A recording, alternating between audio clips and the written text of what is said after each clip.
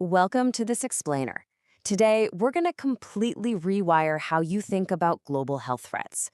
We usually treat pandemics like viral lightning strikes, just these sudden, random, terrifying events that hit out of nowhere. But when you actually dig into the latest research, a totally different picture emerges. We need to stop waiting for that random lightning strike and start actively tracking the interconnected, systemic issues right in front of us. Which brings up a really simple, but honestly a deeply powerful question. What if the next pandemic isn't a surprise at all? We naturally assume outbreaks just happen in an unpredictable flash, but the data from top epidemiologists and climatologists shows us that they're actually driven by forces we can identify, measure, and track right now. I mean, what if the blueprint for the next major health crisis is already laid out for us? All right, let's dive into this.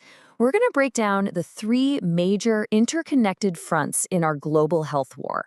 These are the three fundamental drivers shaping our immediate future, the things transforming local health anomalies into massive global threats. Let's look at the mechanics of how diseases actually emerge and spread today. First up, front number one, antimicrobial resistance, the slow motion pandemic. We often think of pandemics moving at lightning speed, right? But we are currently living through a slow motion crisis that's quietly eroding modern medicine. According to the Irish Medical Journal, antimicrobial resistance, or AMR, now causes more deaths globally than HIV, malaria, or breast cancer. Just pause and let that staggering reality sink in for a second. Our primary defense mechanisms are failing, and even though it doesn't grab the daily headlines like a novel virus, it's absolutely just as dangerous. So, where is this actually happening? The epicenters of this resistance aren't in some remote jungle. They are right inside our healthcare settings, particularly in respiratory medicine.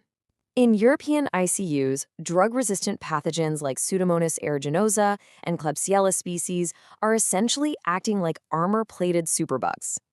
Hospital-acquired pneumonia is now this massive battleground, purely because the standard antibiotics we've relied on for generations simply aren't working against these heavily shielded bacteria.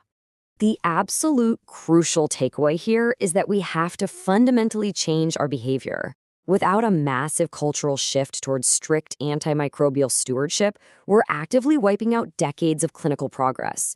Simply put, we've got to stop handing out just-in-case antibiotics for a common cough. Experts are literally calling it contributory negligence to treat blindly without targeted diagnostics. We're actively burning through our medical safety nets, and we have to stop. Okay, let's move to our second front. Climate, the zoonotic superdriver. To really grasp this front, let's look at some recent findings from the Prezode Initiative.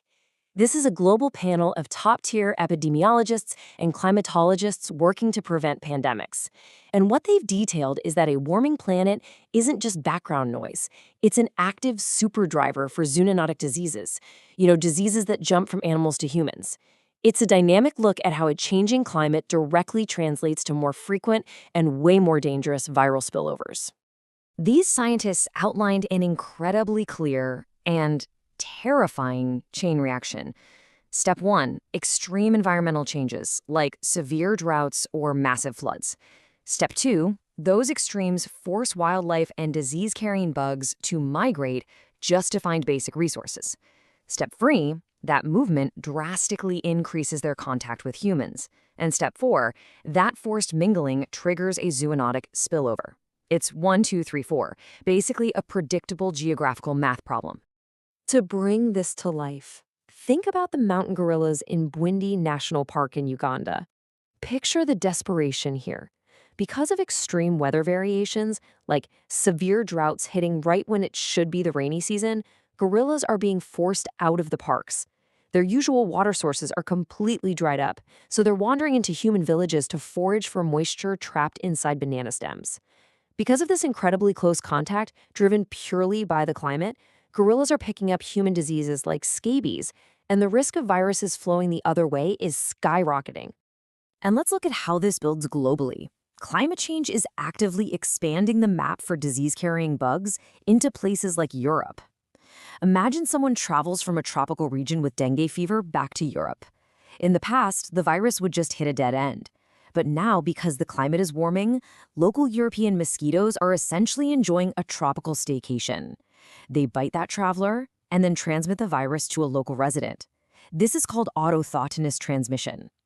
Tropical diseases are literally setting up shop in your previously too cold backyard. On top of that, as animals adapt to these intense climate shifts, we're seeing this phenomenon called wildlife provisioning. Highly mobile animals like bats and rodents are replacing their lost natural habitats by relying on human-provided food and waste. They aren't just moving to our neighborhoods, they're eating our leftovers. So our interactions with these prime viral hosts are only going to intensify. The hotspots of viral evolution are quite literally in our trash cans. All right, that brings us to our third front, the 100 Days Mission, which is a complete paradigm shift in how we respond. 326. Just let that number hang in the air for a second. During the COVID-19 pandemic, it took an unprecedented 326 days from the time the viral sequence was posted to get the first vaccine authorized. And don't get me wrong, it was a massive scientific triumph that saved countless lives. But here is the hard truth about why 326 days just isn't fast enough anymore. While that timeline was a historical miracle, millions of people died in the waiting room. Over 60 million people were infected globally during that window. That is exactly why CP, the Coalition for Epidemic Preparedness Innovations, has introduced a new paradigm-shifting goal: 100 days. That's 100 days from identifying a novel pathogen to the very first vaccine authorization. To actually hit this deeply ambitious target, we absolutely cannot start from scratch when a virus hits. CEPI's strategy relies on a few key pillars. First, creating prototype vaccines for the known viral families that infect humans. Second, building a globally distributed network of clinical trials. And third, having warm manufacturing facilities ready to go. Think of them like fire stations, doing routine work day to day, but the engines are always warm and ready to instantly switch to an emergency response the second an alarm sounds. Which leads us to our final piece, a One Health solution, moving beyond just the laboratory. Look, developing a vaccine in 100 days means absolutely nothing if it just sits in a warehouse and doesn't reach the people who need it. At the core of CEPI's mission is the understanding that scarcity is the absolute enemy of equity. If there isn't enough to go around, the most vulnerable lose out. So we have to build what's called systems equity. We need to establish clinical trials and manufacturing networks directly in under-resourced regions during peacetime. If we do this before a virus hits, then equity becomes a natural output of the system, not some desperate afterthought. And true health security isn't just top-down technology handed down from a global headquarters. It requires local, bottom-up action. Like the President panel discussed, we can actually stop that chain reaction of zoonotic spillover before it even starts. How? By empowering local communities, giving farmers climate-resistant crops so they don't have to poach in wildlife reserves, improving basic hygiene and sanitation, even using citizen science programs to track invasive ticks and mosquitoes. We need a seamless, integrated system connecting human, animal, and environmental health. So I want to leave you with this thought.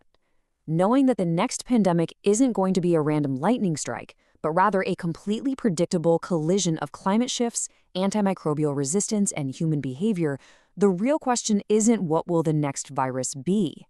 The question is, knowing exactly how the fire starts, what are you and your community doing right now to clear the dry brush? Thanks for joining me on this explainer, and I'll catch you next time.